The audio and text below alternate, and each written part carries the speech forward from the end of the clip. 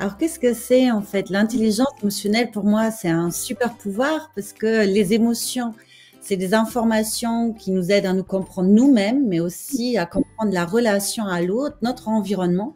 Et ben, l'intelligence émotionnelle, elle nous aide à déjà identifier les émotions pour ensuite les comprendre, comprendre leur message, quelle est l'information qu'elles nous délivrent pour ensuite les réguler, pour qu'elles deviennent des opportunités, pour qu'on puisse s'adapter à nos relations, à notre environnement, avec l'objectif de fleurir, de réussir sa vie familiale, personnelle, professionnelle.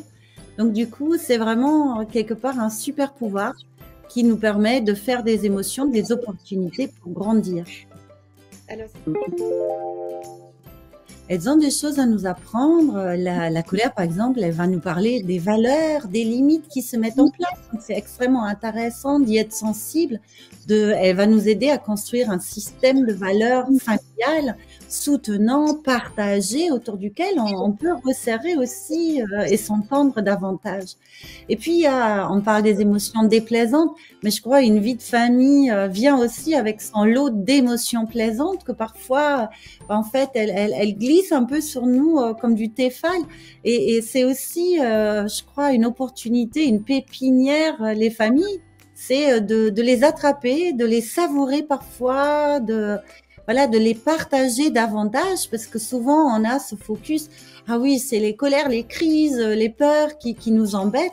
Mais en fait, quand on remet en proportion, finalement, bien qu'on a ces crises-là, mais quels sont aussi les moments de joie qu'on peut partager.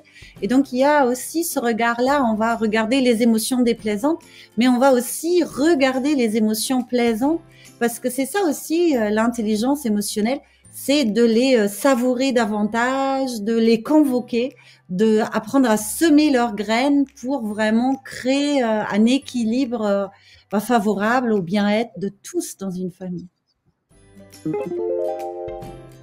Tout à fait. Et en plus, ce qui est un petit peu peut-être pénible, mais il n'y a pas d'âge pour l'apprendre. Vous voyez, en fait, c'est vraiment, on peut pas dire, ah, moi j'ai passé les 40 ans, 50 ans.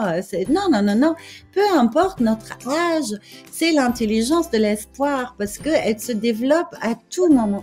Et donc, on a un double rôle, je crois, en tant que parents, c'est de travailler, nous, notre intelligence émotionnelle et en même temps, de transmettre ces grilles de lecture à nos enfants. Alors, je suis parent engagé peut-être aussi, mais qu'on transmette ces clés-là à nos enfants pour que derrière, eux ont des facilités à développer une qualité relationnelle, à s'épanouir dans leur vie. Donc, pour moi, on a un double rôle un peu à jouer et on va regarder les clés pour soi en tant que parent et les clés pour les émotions des enfants aussi.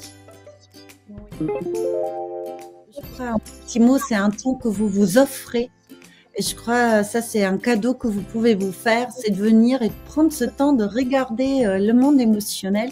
Donc faites-vous ce cadeau de venir et de venir aussi aux autres conférences, ateliers de cette semaine, parce que je crois dans la parentalité positive.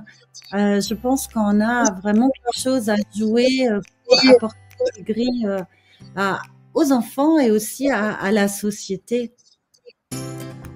Et